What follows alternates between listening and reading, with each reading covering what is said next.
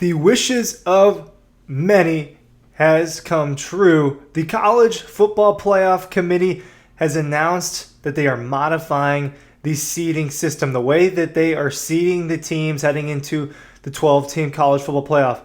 No more will the top 4 conference champions earn the 4 byes and be ranked 1 through 4 in the College Football Playoff. They're going to a straight seeding model where the teams that are actually ranked 1 through 4 are now going to be the teams that earn those College Football Playoff byes. This past season was the first year of the 12-team College Football Playoff, expanding from 4 teams to 12 teams, and there was a lot of pushback. There was a lot of animosity towards the seeding system because Boise State and Arizona State ended up with a playoff bye when they were not considered top 4 teams. They were not ranked in the top 4. Right? Teams like Texas and Penn State, who are ranked up there, they have to play in that first round of the College Football Playoff. Now, both of them end up being in the actual Final Four, but they had to play an extra game to get there, and people were upset with the way that this was. And, now there is more concern about the conference championship games, and we'll talk about that. I've got the quote from the College Football Playoff, and what does this mean for Georgia? What does this mean for all of college football? At the end of the day, I think this is the right thing to do, but it is a huge, huge change. Ryan Curley from Dawg Post. The College Football Playoff seeding is now going to be what they're calling straight seeding. 1 through 4 will get the bye. You will be good enough to earn a bye week if you sign up for Dawg Post's newsletter. Go to dawgpost.com, all of that. There's a written story and all sorts of other stuff. Please check out our website, dawgpost.com. That is all I will pump out there for you. I will go ahead and bring you the quote that was provided to us by the executive director of the College Football Playoff. This is from Rich Clark. He said, after evaluating the first year of the 12-team playoff, the CFP management committee felt it was in the best interest of the game to make this adjustment. This change will continue to allow guaranteed access to the playoff by rewarding teams for winning their conference championship, but it will also allow us to construct a postseason bracket that recognizes the best performance on the field during the entire regular season. So the conference champions, you still earn a playoff spot, but you're not guaranteed a bye unless you are one of the top 4 teams in the sport. So there is still incentive to win your conference championship outside of the fact that you won a major award and you're bringing home a big trophy. You're still getting a guaranteed playoff spot like you saw with Clemson a year ago, right? Coming in as the final conference champion and being ranked, the 12 team that had to play Texas. I hope that, I think I got that right on that. But this is still... It's still a big change. The concern that people are going to have is, does this devalue the conference championship games? It does a little bit. And I mentioned in a video recently about the devaluing of conference championships, and I'll get to a point about that as well. But look, people were outraged about it. I was outraged at times about the seeding. It just wasn't right. Why, if you're not one of the best teams, why are you earning a playoff bye? And you see Boise State get handled by Penn State. You saw Arizona State put up a really, really, really good fight against Texas, ultimately losing that game. Georgia, all of the teams that earned byes actually ended up losing. It turns out that they weren't the best 4 teams.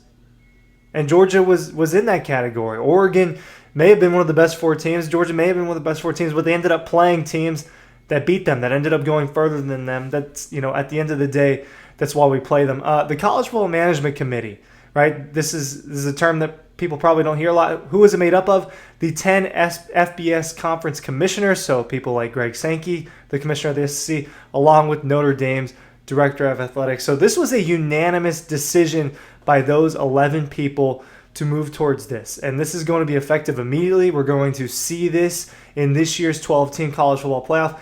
Now, TBD on if the 12-team college football playoff sticks around. The contract for it was just for 2 seasons, this past season and this coming season. And there was a lot of concern about, hey, is this going to work if they don't fix the seating? Are people going to accept this any longer?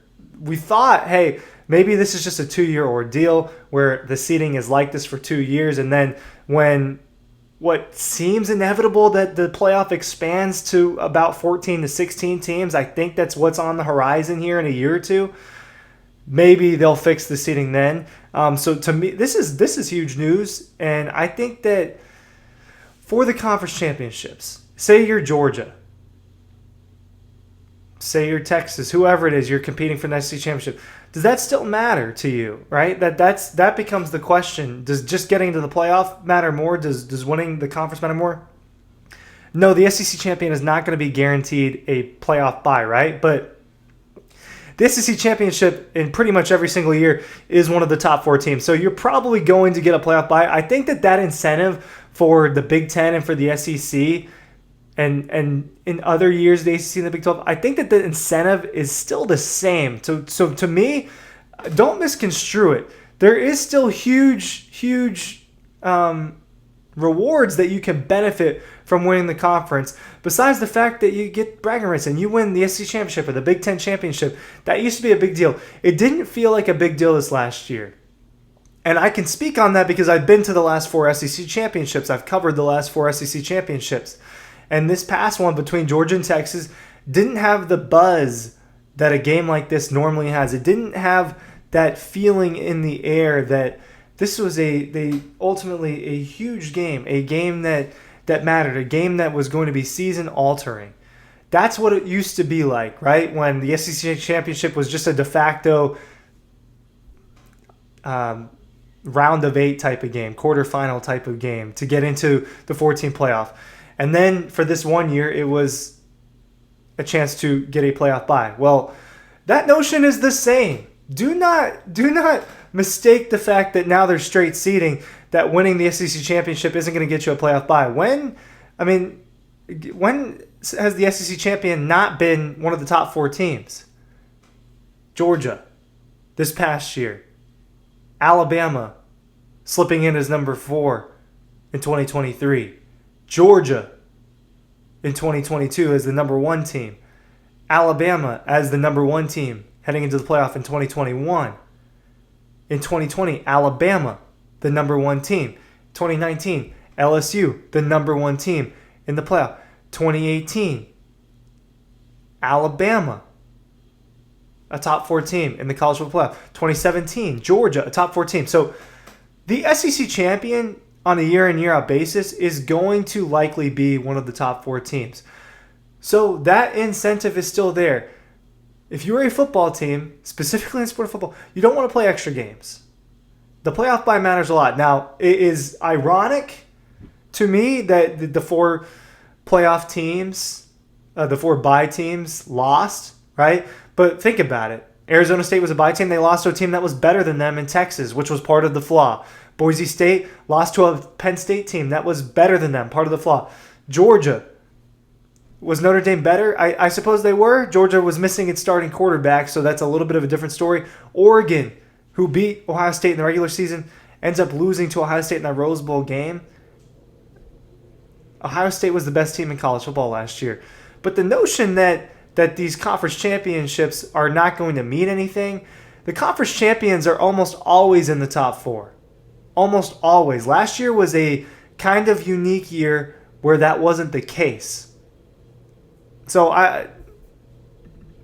does it devalue them in a sense? A little bit. It devalues it for a Boise State or for a Houston or whatever team that's not a Power 4 school. It devalues it for them a little bit.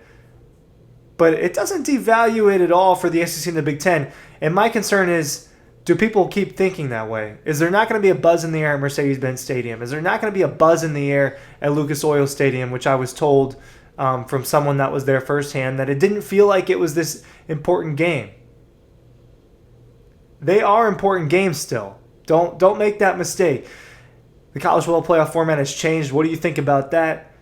Links are down below, and I appreciate you watching.